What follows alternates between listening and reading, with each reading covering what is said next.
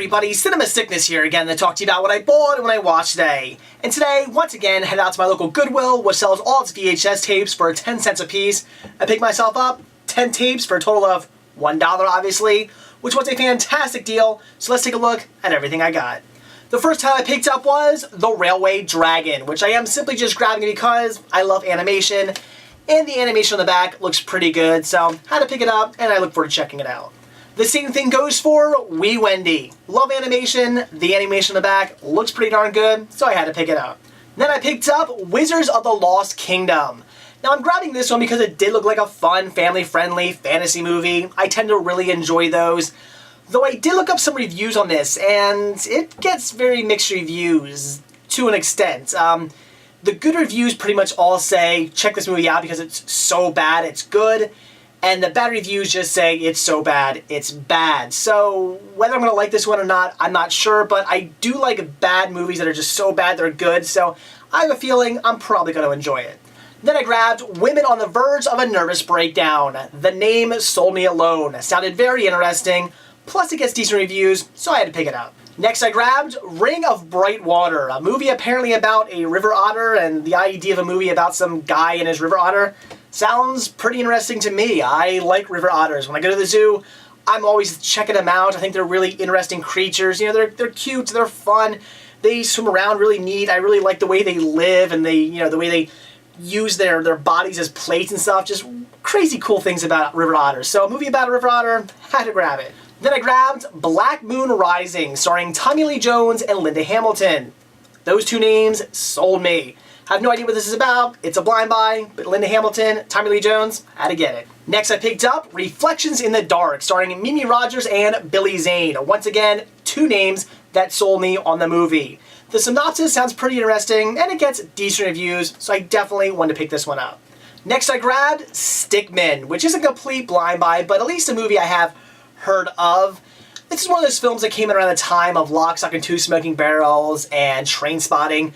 Back when British movies were really hip and cool and everybody was watching them, and I myself did get caught up in that phase. I remember all my friends were talking about all the new cool British films coming out, and it just seemed that, me and my friends weren't even watching any American movies. We were just watching all British films. Anything that had a guy with a British accent, we were checking out. And yeah, it was pretty silly, but I did get caught up in the phase. But this is one I never got around to seeing.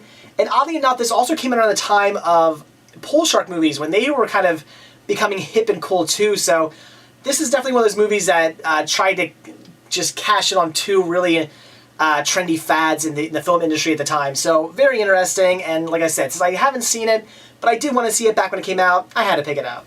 Then I grabbed Listen to Me, another movie I picked up simply based on the lineup. Looked really good, had an interesting synopsis, so of course, had to get it as well. And finally, the last VHS I picked up was Deep Red, and just look at that artwork. This screams cheese. If you know me, I love a good cheeseball film, so I have no doubt this is going to be fantastic in a kind of really bad cheesy sort of way, but I definitely had to pick it up, and I cannot wait to see this. So that's it for what I bought today, so now onto what I watched. And today was definitely a milestone within my collection because I watched my first ever video CD, and that was The Man Who Sued God. Now, out of all the VCDs I've been picking up recently, this is the one I've been looking forward to watching the most. It seemed like it had a really interesting story. The idea of a movie based around a man suing God, that really intrigued me. I was really curious to see where this movie was going.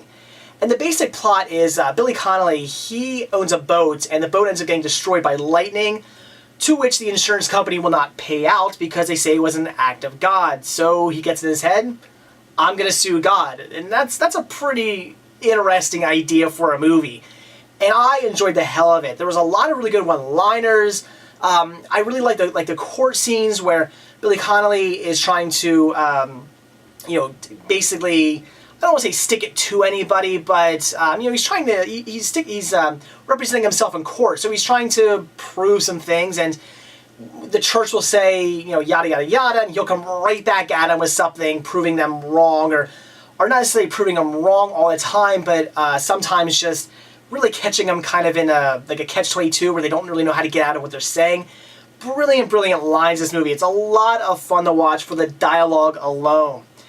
I guess I won't spoil the ending too much by what I'm about to say, but In the end, he does drop the case, and he decides to take a moral win instead, which I thought was pretty interesting, because they do make it a point where if he was trying to keep this case going and trying to keep his lawsuit going, he'd probably be in courts for 20 years with this thing, because the church wasn't going to let it go. They're just going to keep dragging it on. So he decides to take a moral victory, and what that ends up doing is kind of opening the floodgates for all these people who were screwed over by acts of God. They basically can now ask for the money from the insurance companies, and all these people are now out suing the insurance companies for the money that they feel they were owed.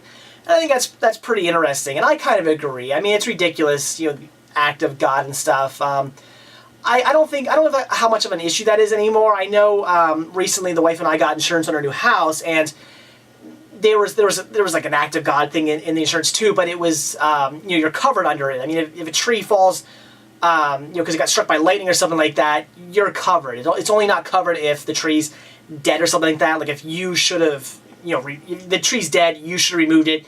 You probably knew it was coming down.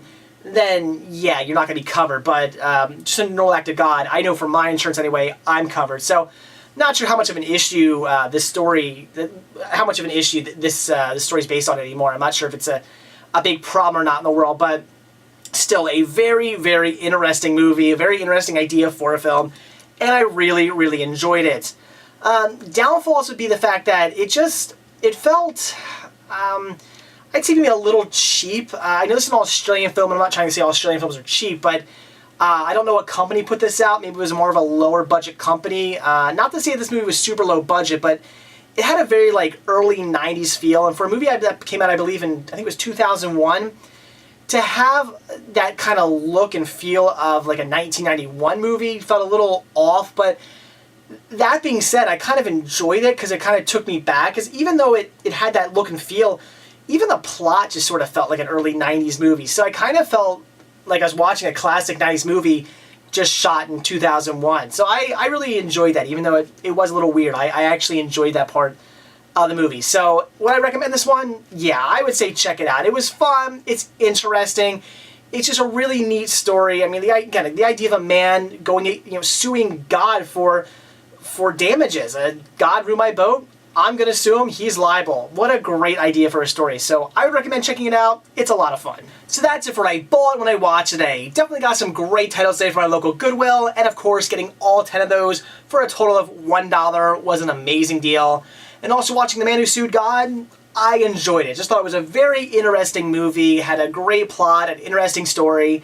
And even though I said it felt sort of low budget and kind of looked like a 1991 movie, even though it was a 2001 movie, I still enjoyed that. It took me back to just the feeling of classic early 90s movies, and I thought it was great.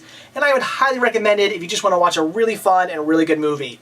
So that's it. Thanks for watching, and stay tuned to see what I bought when I watch tomorrow. See ya.